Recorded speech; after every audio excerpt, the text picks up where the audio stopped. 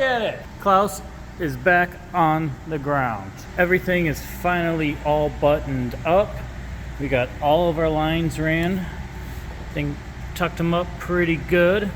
We got Scroggs Fab completely finished everything with all of our HD clamps.